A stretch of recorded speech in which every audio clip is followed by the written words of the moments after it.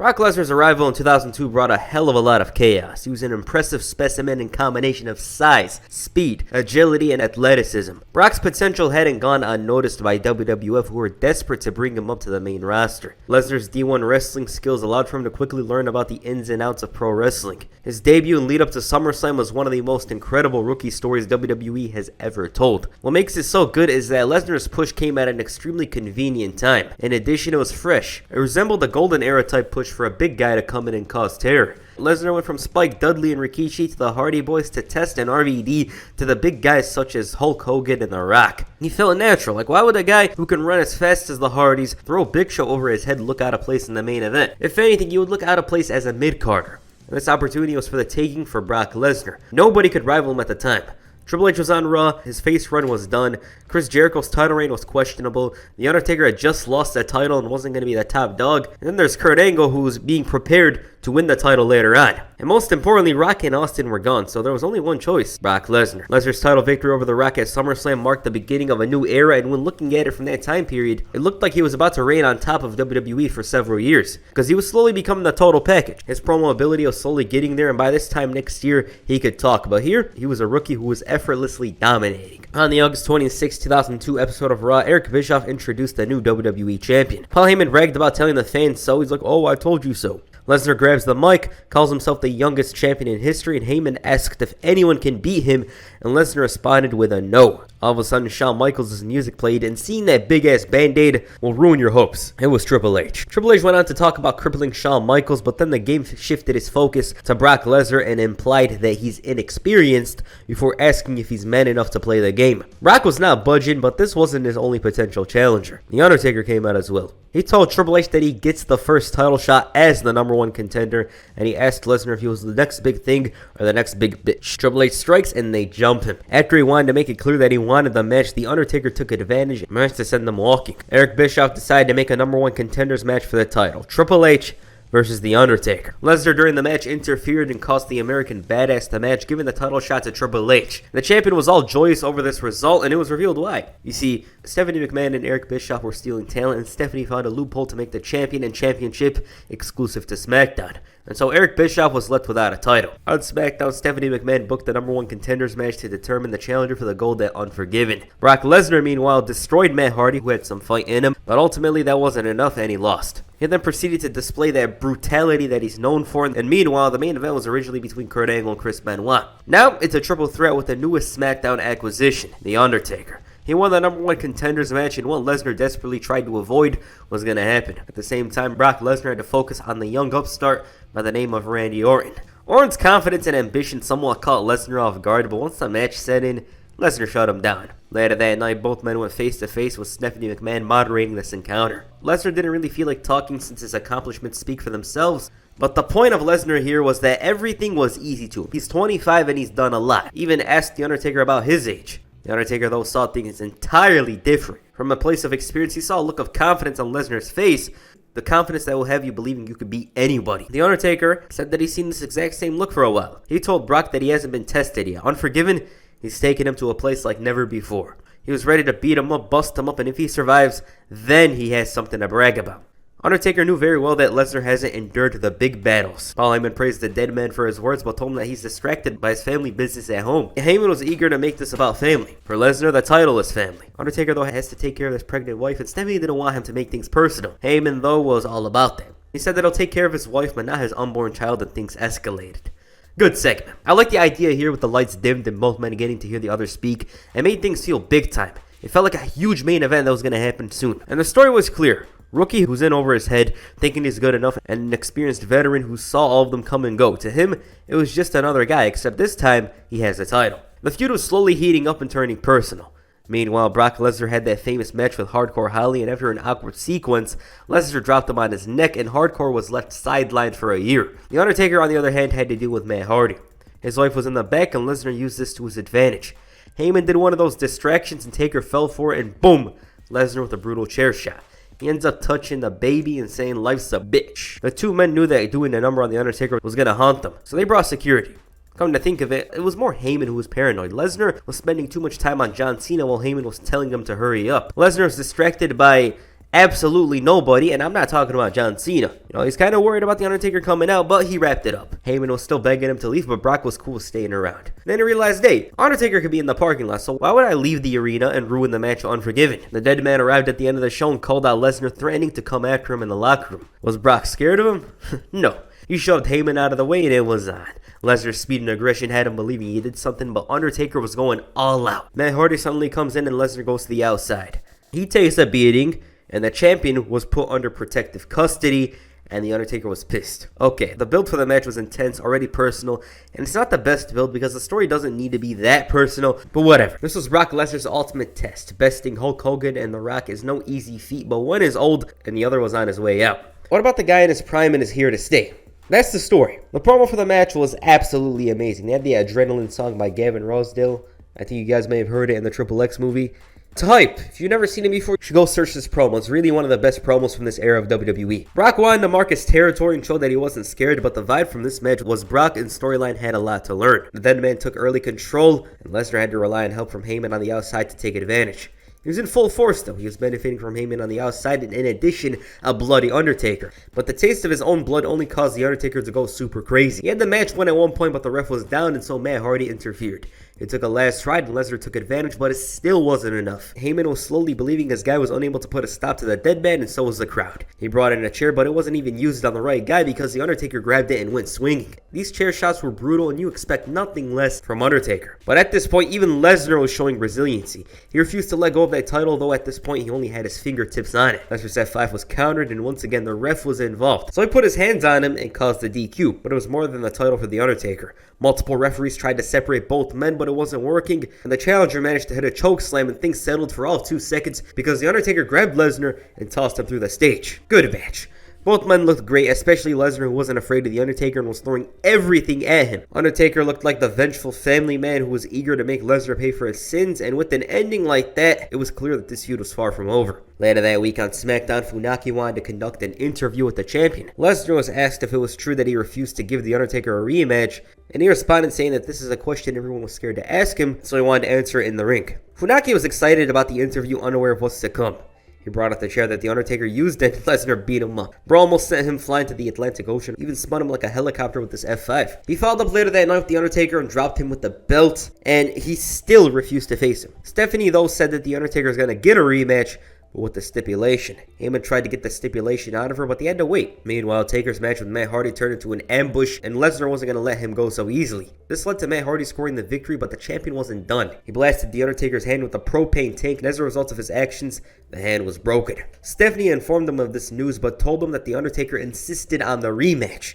They made jokes about his hand, and then Stephanie told him that it's going to be inside hell in a cell, and the hope and excitement in Heyman's eyes faded. The Undertaker was eager to rebound, but Matt Hardy only made the problem worse. Lesnar and Heyman still wanted to press the dead man in a totally different way, so they decided to bring an unknown woman, his ex. Just as she's about to speak, he interrupts. The others ran and she started airing some dirty laundry, claiming she didn't know Taker was married. She tried to paint him as an adulterer, and he shouted that he didn't know her. She slapped him and the tactic was working exactly like Lesnar and Heyman intended. The night wasn't over though for Brock. He had to team up with Tajiri in a tag team tournament, and they didn't win due to Tajiri, but Lesnar was the only one left standing. The Undertaker ran in afterwards, and despite feeling a lot of pain using that cast, he did it anyways and sent Brock running. Before No Mercy, he offered his rebuttal towards that woman. Taker admitted that he lied about knowing her, but acknowledged that he knew her years before he met his wife. He said the hell he's been through was nothing compared to what Brock's gonna go through. Heyman was still looking for ways to even the playing field and complained to Stephanie about the Undertaker wrestling with the cast. As for what he thought about it, he was pissed. He refused to see that woman again and demonstrated what that cast could do. He followed up going after Lesnar, and the champion had to make a run for it. At this point, Paul Heyman was insistent. He refused to see Undertaker with that cast on inside Hell in a Cell. It was becoming more and more likely that the decision would go their way, and at the end of the night, Stephanie brought out Lesnar and made her decision. She revealed that the Undertaker can wrestle with the cast. Now, I don't know if he's interested in shampoo, but one thing for sure around here is that the Undertaker was right behind him. Even Heyman took a beating as well. And with this attack, the momentum had swung in the Undertaker's favor. The build, once again, was odd, with the woman coming in and accusing Undertaker of stuff. They didn't need that when they had the cast storyline. With that said, who cares about the build? Let's talk about the match. It's iconic. This is iconic. for multiple reasons. For one, the promo of the match was once again great, but the match was even better. The Undertaker in his home, the match he made famous against a rookie who doesn't know much about this environment. That's the story. The next big thing was humble. He was out of his element and Paul Heyman couldn't do anything about it. Instead, he could receive it. As time went on, Brock finally adapted to his surroundings and dished out. He removed that cast that made the hand useless for The Undertaker, who was writhing in pain. The match entered the intense part, and man, it was off the charts. The Undertaker seemed likely to win it, and the momentum was in his favor, but then Lesnar just grabs him off the tombstone counter and hits an F5 to retain the title. Iconic match. It really helped establish Brock Lesnar as a man that just wouldn't stop. It was a performance from both men that deserves more love. It's not underrated. It just should be appreciated more because this is one of the greatest Hell in a Cell matches of all time. For Brock, it's his favorite match from his first WWE run. He had so much respect and appreciation for The Undertaker working for him, and they were two entirely different people, but they connected inside that squared circle. And as I said earlier, this match made Brock Lesnar the guy. The pose atop the Hell in a Cell, the fallen Undertaker, is nothing short of amazing. Later that week on SmackDown, The Undertaker came out and called out the champion. Paul Heyman looked tired of this, but Brock came out. Taker admitted that the thought in his mind was his broken hand cost him the match, but he came to the conclusion that it's no excuse. Brock had his number. 5 years ago, even if everything was injured, he would have beaten his ass. And no mercy though, it didn't matter. But long story short, Undertaker said that he's beaten the best. Sunday though, Brock was the best. The dead man was very hostile, but Brock just wanted to talk. He said that about Sarah, it was supposed to be business, and stared deeply into Heyman while saying this. He said that he needed an edge and walked away. Then Big Show proceeded to come out and throw The Undertaker off the stage, but that's a different story. But for Brock, when you beat the big Undertaker as a heel, it's hard to follow up because just about anyone he faces from here is inferior. Enter the Big Show. Now, the Big Show had a very uneventful 2002. This was their way of turning things around with him, but he didn't seem a likely challenger. It was supposed to be the Hulkster. Hulk Hogan's return earlier that year had marked the point in his career where he was given back. He was taken out by Brock Lesnar right before SummerSlam and selling the injuries. Naturally, his return was imminent, with the Hulkster actually believing in real life, not in storyline, that he had a chance to beat Brock. I think he finally understood what mid-carders feel and thought, I want to go back to 1988. Because this man lost a hell of a lot of matches. Not that many compared to others though. Brock Lesnar spoke about this in his book Death Clutch back in 2010. And I quote, "My next opponent after Undertaker was originally supposed to be Hulk Hogan. Vince wanted to do a storyline where Hogan was looking to settle the score, and the Lesnar vs. Hogan match would air live from Madison Square Garden as the main event of Survivor Series 2002. I'd be headlining yet another pay-per-view. Vince wanted Hogan to look really good but fall short of beating me for the title. I guess the old Hulkster didn't like the idea too much, and the next thing I know, we were going with Plan B, the Big Show." Hogan really thought he would win the title. Like, bro, sit down.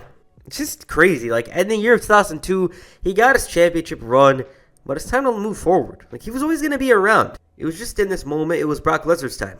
His book was releasing at the time, and it made sense to promote it, but these issues with Vince led to him leaving the company. It wasn't a huge departure because nobody watching the show saw any reference to a potential return for him. But for Brock, it's a bit of a downgrade because this wasn't 2003 Big Show, who was well re-established. This was a guy who wasn't even on the WrestleMania card that year. So rebuilding Big Show was the challenge. It wasn't even going to be that hard because, well, look at him.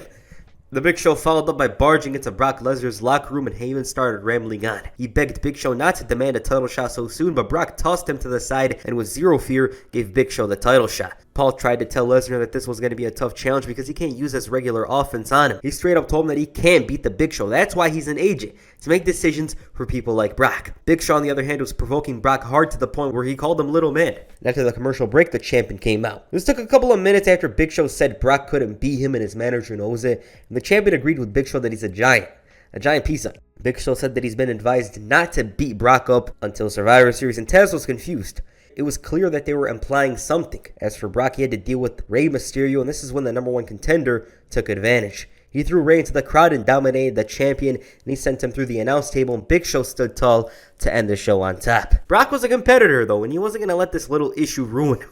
He was certainly rattled, but confident. He was breaking his TV in anger of Big Show. Heyman, though, saw it differently. He didn't want Brock facing Eddie Guerrero, especially after last week, but the next big thing didn't care. And this was after a long-ass tirade from Heyman, who desperately wanted to instill in Lesnar's mind that he can't beat the Big Show. He refused to walk out there with Brock, and the champion gets the job done, but right afterwards, Big Show threw him off the stage. On the final SmackDown before Survivor Series, Paul Heyman assured everyone that Brock Lesnar, who was advised by his doctor not to appear, won't be on the show. Big Show told him that regardless of that, he's calling him out. To the surprise of nobody, Lesnar was in the arena. He was selling a rib injury, although reports from the time claim it's legit.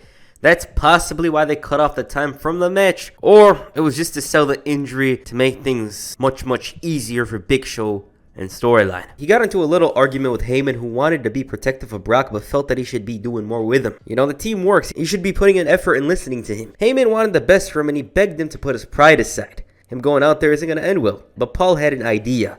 He walked into Big Show's locker room and told him that he's the guy that wants his opponent at 100%. Basically, he just wanted him to back off until Survivor Series. He was begging him not to call out Brock Lesnar. Big Show said that Heyman's the best thing for Lesnar and considered his plea, but sees the possibility of going through and calling him out. Now that was solved. Brock was the big issue. Heyman made it seem like Big Show listened to him and he thought all was good, but then Brock's like, I'm not leaving. And he started complaining. He's like, why are you not leaving? And the champion told him that if he's not getting called out, he's going to call out the Big Show. At the end of the night, Lesnar with zero fear called out the Big Show. Heyman had enough, but he was unable to silence the beast. The Big Show came out. This bro was chaotic. He thought his jobber days were past him, but Brock took him on a stroll down memory lane. The champion was ready for Survivor Series. He destroyed the Big Show, busted him open, but even then Paul Heyman still doubted him. Despite this, he promised to do everything he can so his client could leave as champion. Okay, I like the build for this match. Brock Lesnar was leaning towards being a face and was basically unlocked. Big Show was reheated after Hogan's departure and it worked very well for him. Right in the beginning, Lesnar went to Big Show's face and learned what he was all about. Even then, the champion displayed some of that offense he was known for and was dominating Big Show like he was a cruiserweight. He was definitely not used to selling like this. The ref got knocked down at one point and Heyman tossed in a chair. Lesnar uses the chair and hits the F5, but Heyman pulled the ref out of the ring, and once Brock realized what's up, Heyman made a run for it, leading to the choke slam on the chair. 1, 2, 3, new champion. Quick match. It did its job with Lesnar looking extremely good out there. He manhandled the Big Show, but the result is kind of questionable. Now, the result of the match is somewhat shocking, but you have to understand that they were thinking long-term with this one. Brock Lesnar was positioned as the face of the company. His role is to be the #1 guy, and when WrestleMania comes up, you don't usually see the face of the company as the champion, especially in this era. In all the WrestleMania, Stone Cold won the main event. He was going into it without the title. He was chasing, and the chase is always dramatic and cool. So Lesnar losing made sense. As for the Big Show, he turned out to be a good transitional champion. It could have been Kurt Angle because at the time, the match between himself and Brock was already booked, and up to this point, they had never faced each other in a match. So that's why Brock lost here. Okay, this was a good title reign. Brock Lesnar, he doesn't need to talk. He does his work in the ring. His actions speak for themselves, and that's what they did here. I really love O2 Brock Lesnar because of how hungry he seemed compared to others. Like, this guy was just unique in every way compared to everyone else on the roster. He comes in, he's booked to destroy everybody, but the way he goes about it is what makes him so good. The man was massively talented, and it felt like he had a lot of years ahead of him at this point, but little did they know. The best match of this title reign was definitely Hell in a Cell with The Undertaker. That's the one, you know, like, it was just so damn good. It established Lesnar as the star, you know. He already had some great moments with Hogan, The Rock, but this match, like, cemented that this guy is here to stay. We are gonna push him for years to follow, so yeah. Alright, what you guys think of Brock Lesnar's title reign? Please comment down below, and that's the first video. Make sure you hit the belly to belly on the like button and perhaps the F5 on the subscribe button. Peace. I'm out.